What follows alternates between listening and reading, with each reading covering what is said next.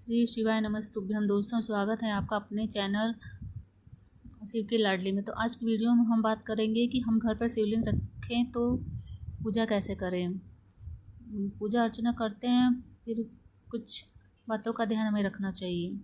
उनकी पूजा करने के कुछ ऐसे नियम होते हैं जिनका पालन हमें करना चाहिए। नहीं करते हैं तो पूजा कहीं ना कहीं हमें उसका फल प्राप्त नहीं होता है। शिव महापुराण में शिवलिंग को घर पर रखने के कुछ खास नियम बतलाए गए हैं, आप लोगों के साथ जो मैं आज ज़रूर शेयर करूंगी। और हो सकता है आप भी अब से शिवलिंग के पूजन में इन नियमों का पालन जरूर करें। तो चलिए वीडियो को प्रारंभ करते हैं। तो देखिए, शिव महापुराण में शिवलिंग की पूजा का बहुत ही खास और विशेष नियम बताया गया है।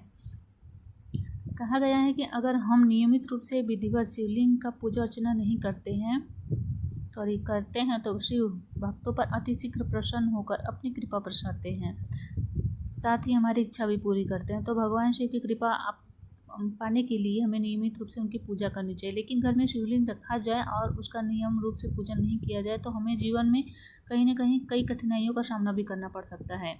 नियम है वो सारे जो है आज मैं इस वीडियो में आपको बताऊंगी।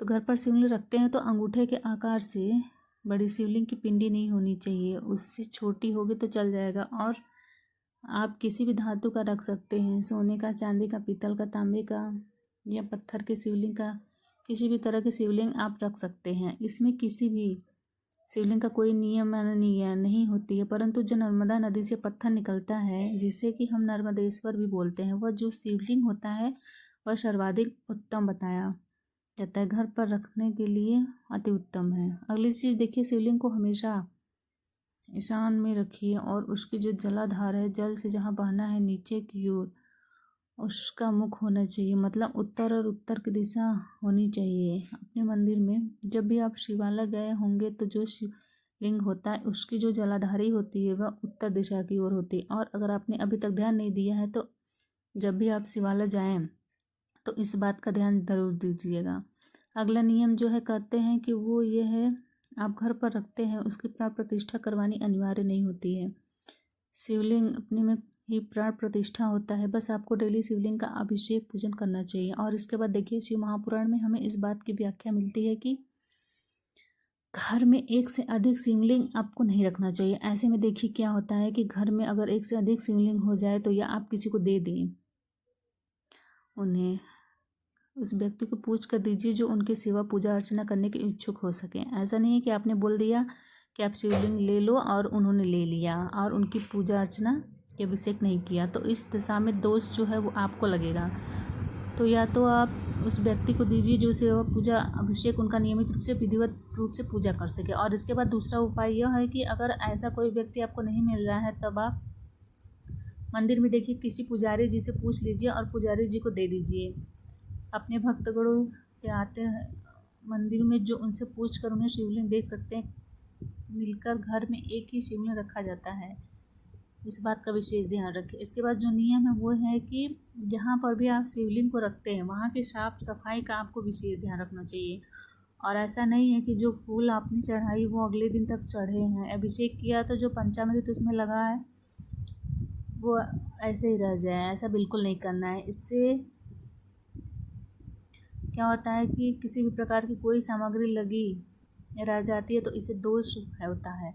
और जो इसके बाद देखिए, शुद्ध पात्र में जल भरकर शिवलिंग का नियमित रूप से अभिषेक करना चाहिए, क्योंकि ऐसा कहा गया है कि जलाधारी शिवप्रिया अर्थात शिव जी को तारा अत्यंत प्रिय है।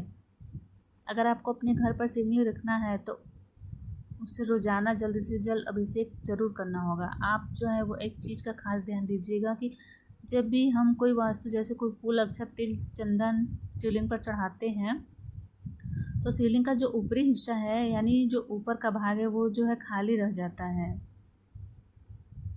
और शिवलिंग का जो मस्तक माना गया, और अगर मस्तक जो है खाली है, शून्य रह जाए, तो ऐसा शिव महापुराण में भी बतलाया गया है कि इससे आपको धन की हानि होती है। यानी कि शिवलिंग का जो ऊपर सिर है, पिंडी है, जो ऊपर का भाग है, उसे खाली नहीं छोड़ना है। अगर अक्षत, बेलपत्र, चंदन का लेप कर दें, इस तरह किसी भी वस्तु को आप उसके ऊपरी भाग में जरूर रख दें। और एक बात का आप लोग खास रूप से ध्यान रखिएगा कि शिवलिंग पर कभी भी सिंदूर, होली, कुमकुम, हल्दी ये चीज़ अर्पित भूल से भी नहीं करनी चाहिए। कई बार ऐसा होता है, इसलिए तो इन सब की जानकारी रखते हैं, परंतु जो घर के पुरुष होते हैं उनसे यह गलती हो जाती है, क्योंकि पूजा करते समय जो चौघड़ा होता है उसमें सभी वस्तुएं होती हैं, हल्दी, चावल, होली, अक्षत, तो वो गलती में सभी चीज़ें चढ़ा देते हैं। वैसे तो आजकल समय वो थोड़ा धार्मिक हो गया है और लगभग आजकल सभी को है कि इसके साथ ही देखिए, जहाँ पर भी आप शिवलिंग की स्थापना करते हैं तो उसके आसपास शिव परिवार जरूर होना चाहिए। अगर मूर्तियाँ नहीं हैं तो आपके पास तो फ़ोटो ही लगा सकते हैं, क्योंकि शिव परिवार ज़रूर स्थापित करें उनके पास।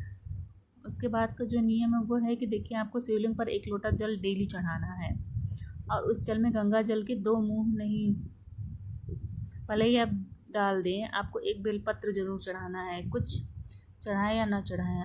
और अगर आपको रोज़ाना बेलपत्र नहीं मिल रहा है तो आप चांदी का 1 बेलपत्र ले सकते हैं, जो आपको 100 या 150 में मिल जाएगा।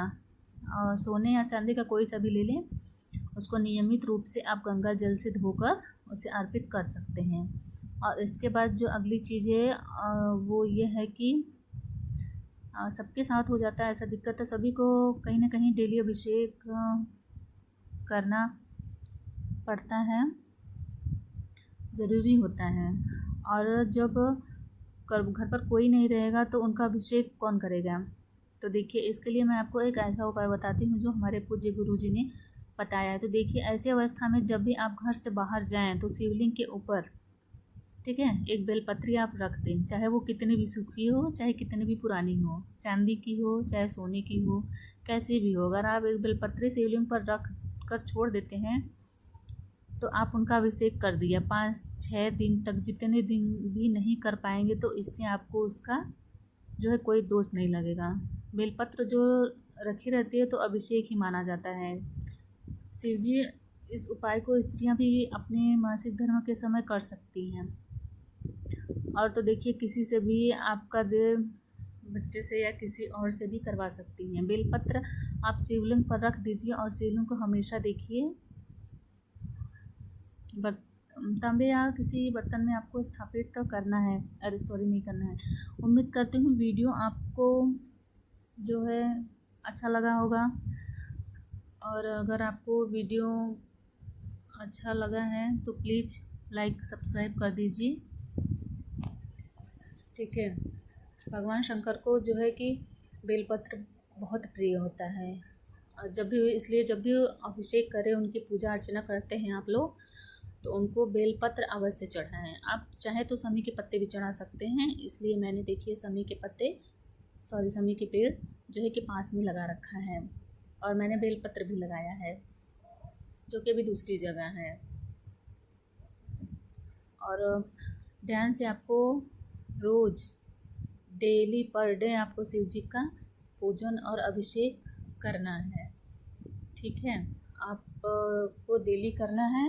अगर गलती से बाई चांस आप कभी घर पे कोई नहीं रहता है, इधर उधर हो गया है, तो मैंने जैसा कि आपको वीडियो में बताया है कि आप 1 बेलपत्र जो है उनके ऊपर ऐसे रख दें, ठीक है। ऐसे ऊपर रख देंगे, वो हमेशा ऐसे ही रहेगा, तो समझ लीजिए उनका अभिषेक हो गया है।